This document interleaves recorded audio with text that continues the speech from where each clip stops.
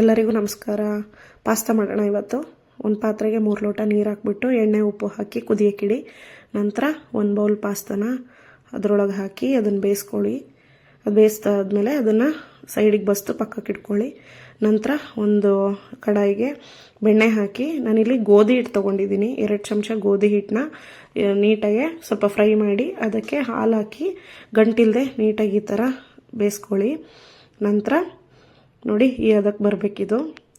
ಇದು ಚೆನ್ನಾಗಿ ಬೇಯಬೇಕು ಹಿಟ್ಟು ಹಾಲಲ್ಲಿ. ಇದು ಇವಾಗ ವೈಟ್ ಸಾಸ್ ಈ ಥರ ರೆಡಿ ಮಾಡ್ಕೋಬೇಕು. ಇದಕ್ಕೆ ನಾವಿವಾಗ ಸ್ವಲ್ಪ ಕರಿಮೆಣಸಿನ ಪುಡಿ, ಆಮೇಲೆ ಚಿಲ್ಲಿ ಫ್ಲೇಕ್ಸು, ಆರಿಗ್ಯಾನೋ ಹಾಕ್ಕೊಳ್ಳಿ. ನೋಡಿ, ಇದಕ್ಕೇನು ಖಾರ ಬಳಸೋದಿಲ್ಲ, ಇದೇ ರುಚಿ. ಅದಕ್ಕೆ ರುಚಿ ಕೊಡೋದೆ ಕಾಳು ಮೆಣಸಿನ ಪೌಡರು. ನಂತರ ಇನ್ನೊಂದು ಕಡಾಯಿ ತೊಗೊಳ್ಳಿ, ಅದಕ್ಕೆ ಬೆಣ್ಣೆ ಹಾಕ್ಬೋದು ಅಥವಾ ಸ್ವಲ್ಪ ಆಯಿಲ್ ಹಾಕ್ಬೋದು. ನಾನಿಲ್ಲಿ ಬೆಣ್ಣೆನ ಕರಗ್ಸೋಕೆ ಇಟ್ಕೊಂಡಿದ್ದೀನಿ. ಬೆಣ್ಣೆ ಕರಗಿದ ನಂತರ ಜೀರಿಗೆ ಹಾಕಿ, ಜೀರಿಗೆ ಚೆನ್ನಾಗಿ ಈ ಥರ ಫ್ರೈ ಆದ ನಂತರ ಇದಕ್ಕೆ ನಾವು ಬೆಳ್ಳುಳ್ಳಿ ತೊಗೊಂಡಿದ್ದೀನಿ. ಅದನ್ನು ಚಿಕ್ಕದಾಗಿ ಕಟ್ ಮಾಡಿ ಇಟ್ಕೊಂಡಿದ್ದೀನಿ. ಒಂದು 4-5 ಎಸಳು ಬೆಳ್ಳುಳ್ಳಿ ಆದರೆ ಸಾಕಾಗುತ್ತೆ.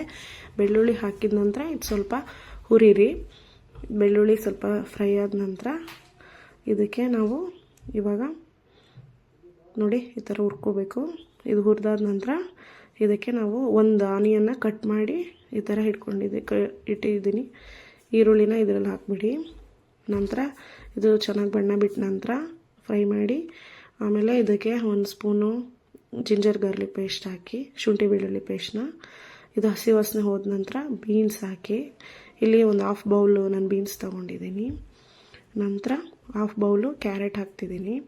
ಇದೆರಡನ್ನೂ ಚೆನ್ನಾಗಿ ಸ್ವಲ್ಪ ಹುರ್ಕೊಳ್ಳಿ ನೀಟಾಗಿ. ಸ್ವಲ್ಪ ಹಾಫ್ ಬಾಯ್ಲ್ ಆದರೆ ಸಾಕು. ನಂತರ ಉಪ್ಪು ಹಾಕಿ ರುಚಿಗೆ ತಕ್ಕಷ್ಟು. ನಂತರ ಇದಕ್ಕೆ ಉಪ್ಪು ಹಾಕ್ಬಿಟ್ಟು ಚೆನ್ನಾಗಿ ಇದನ್ನು ಮಿಕ್ಸ್ ಮಾಡ್ಕೊಳ್ಳಿ. ಇದಾದಮೇಲೆ ಒಂದು ಚಿಕ್ಕದು ಕ್ಯಾಪ್ಸಿಕಮ್ನ ಕಟ್ ಮಾಡಿ ಇಟ್ಕೊಂಡಿದ್ದೀನಿ, ಅದನ್ನು ಇದರಲ್ಲಿ ಹಾಕ್ತಿದ್ದೀನಿ ಇವಾಗ. ಇದು ಒಂದು 5 ನಿಮಿಷ ಬೆಂದರೆ ಸಾಕು.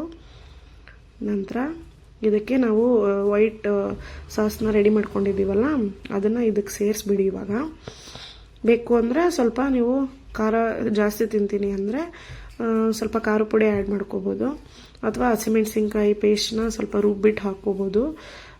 ಇದು ಮಕ್ಳಿಗೆ ತುಂಬ ಹೆಲ್ದಿಯಾಗಿರುತ್ತೆ.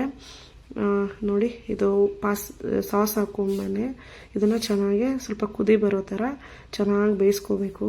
ಚೆನ್ನಾಗಿ ಒಳ್ಳೆ ಮಿಕ್ಸ್ ಕೊಡಿ. ನಂತರ ನಾವು ಬೇಯಿಸ್ಕೊಂಡಿದ್ವಲ್ಲ ಪಾಸ್ತಾನ ಇದಕ್ಕೆ ಹಾಕ್ಬಿಡಿ. ಪಾಸ್ತಾ ಇದಕ್ಕೆ ಹಾಕಿದ ನಂತರ ಸ್ವಲ್ಪ ಒಂದು 5 ನಿಮಿಷ ಬೇಯಬೇಕದು. ಪಾಸ್ತಾ ಎಲ್ಲ ಅದೆಲ್ಲ ಹೀರ್ಕೋಬೇಕು. ನಂತರ ಮಕ್ಳಿಗೆ ತುಂಬ ಫೇವ್ರೇಟ್ ಆಗಿರೋ ಚೀಸ್ನ ಇದಕ್ಕೆ ಆ್ಯಡ್ ಮಾಡಿ. ತುಂಬ ಇಷ್ಟಪಡ್ತಾರೆ ಮಕ್ಕಳು ಇದನ್ನು. ಲಂಚ್ ಬಾಕ್ಸ್ಗೂ ನೀವು ಹಾಕ್ಬಿಟ್ಟು ಕಳಿಸ್ಬೋದು. ಹೆಲ್ದಿಯಾಗಿದೆ. ನಾನು ಇದಕ್ಕೆ ಮೈದಾ ಹಿಟ್ಟು ಬಳಸಿಲ್ಲ, ನಾನು ಗೋಧಿ ಹಿಟ್ಟಲ್ಲಿ ಮಾಡಿದ್ದೀನಿ. ಆದ್ದರಿಂದ ಇದು ತುಂಬ ಚೆನ್ನಾಗಿರುತ್ತೆ. ಚೀಸ್ ಹಾಕಿದ್ಮೇಲೆ ಮತ್ತೆ ಒಂದು 2-3 ನಿಮಿಷ ಈ ಥರ ಚೆನ್ನಾಗಿ ಕುದಿ ಬಂದ ನಂತರ ಇದು ರೆಡಿಯಾಗಿ ಹೋಗುತ್ತೆ. ತುಂಬ ಮಕ್ಕಳಿಗೆ ಫೇವ್ರೇಟ್ ಆಗಿರೋ ರುಚಿಯಾಗಿರೋ ಪಾಸ್ತಾ ತಯಾರಾಯಿತು. ನನ್ನ ವಿಡಿಯೋ ಇಷ್ಟ ಆದರೆ ಲೈಕ್, ಶೇರ್, ಕಮೆಂಟ್ ಮಾಡಿ.